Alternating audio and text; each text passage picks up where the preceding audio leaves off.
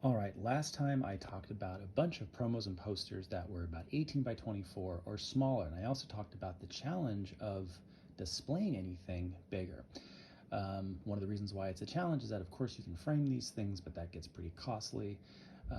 Top loaders, unfortunately, which is what I use for certain prints of smaller sizes, don't really work for these big sizes 2 by 3 or bigger because they're not very rigid and they're very difficult to stand up on their own without starting to bend and potentially hurt the promos and posters inside.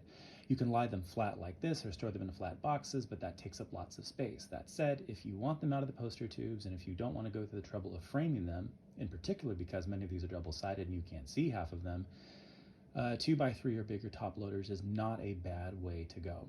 I'm going to show a few that I have here. I'll show quite a few more as I get more of them organized.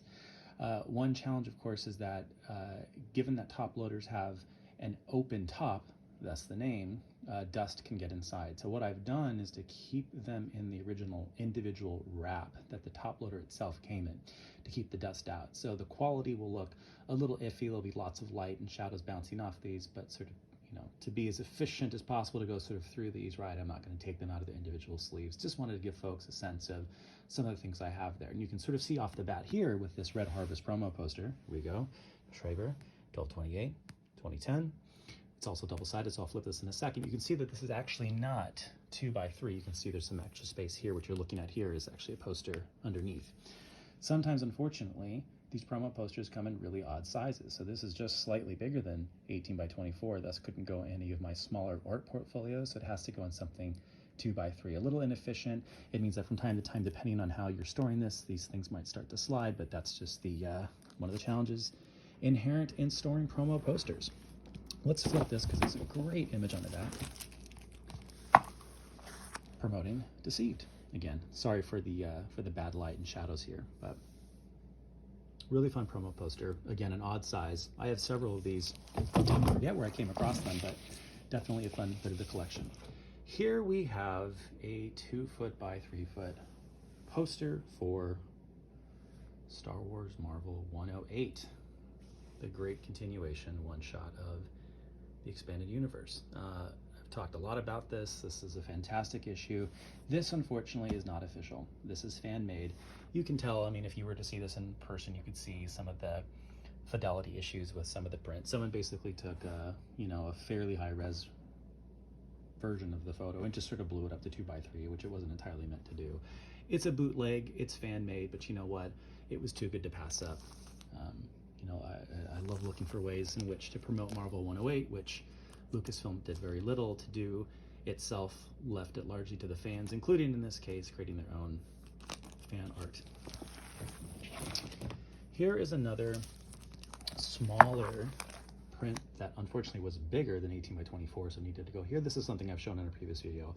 This is one of many promo posters, just sort of very broadly promoting Dark Horse Star Wars comics. And I love these types of posters, as I've also said in the past, because you get to see multiple images of multiple comics, and in this case, multiple trade paperback collections from Dark Horse. One of the hooks to this promo, though, is just sort of a map of the known galaxy, which is always fun. A lot of these posters from this era are also double-sided and promote other aspects of Star Wars Dark Horse storytelling. In this case, the 4 eras of adventure, right? The 4 times the action. Find your place in the galaxy with Dark Horse. Find your place, thus the galaxy map on the other side. But this is a cool way of breaking things down. The Old Republic, the Dark Times, the Rebellion era, and the Legacy era. Pretty cool. So one of these many sort of general sort of promos, not just for one particular piece, but for, the idea of Dark Horse Star Wars storytelling.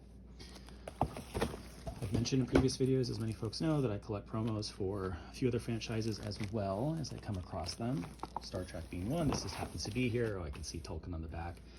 This is kind of fun. Again, this just hits all the sweet spots for me because it doesn't just promote one thing or just the idea of Star Trek books, but a whole range of books. And so this is a poster from Pocket Books, which was the main book licensee for years. But this is a much older poster. I think this goes back to about 1999 or 2000, meaning they missed so much of the sort of the modern relaunch continuity. That said, still a lot of fun to look at. This is a vintage promo poster for what many folks my age might remember as one of the more iconic versions of the book put out by Ballantine. These came in box sets. This trilogy in The Hobbit came in black, and then there were later editions that came in different colors and things. But this is some of the artwork that pretty iconic to me. Had to hold on to that. This is yet another promo celebrating, broadly speaking, the Dark Horse Comics Star Wars storytelling. Beautiful 2x3 image here of Luke, and on the other side, a rundown of lots of the Dark Horse trades and collections from all the eras, including Clone Wars digests and the Republic Clone Wars comics, and even some of the reference guides, the 2 panel to panels, which I hope folks know about and have, which are great resources. Really cool stuff. This here just happens to be as an entirely EU. This is just a store promo for the Attack of the Clones soundtrack, which I've always loved, and there are times when it's my favorite of the prequels. It's not currently, although it's a very strong offering, but it's just something that I just, why get rid of, right? Why not hold on to? Not EU per se, but that said, I will say the one thing about this is it's very tricky. I do have some parameters. Oddly, for someone with so much Star Wars collectibles, I have very little of actually promoting and advertising the films, right? Which this is all ostensibly sort of based on.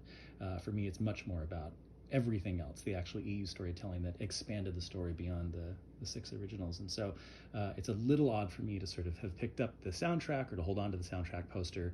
So I have to put up some parameters. I've occasionally seen these sorts of things and I've said, no, that doesn't really sort of fit. Otherwise I'd be collecting everything. So ironically, I don't collect much about the movies, very little about the soundtracks, except in the cases where there are elements of soundtracks like that do things to in some ways sort of extend elements of EU lore, obviously, like Shadows of the Empire, things like that, the holiday album from many decades ago. Anyway, another Dark Horse poster. This is a fun one, 2x3. The Force is with us, Star Wars. You've got some really iconic Dave Dorman Star Wars art, Dark Horse comic, New Adventures on sale here.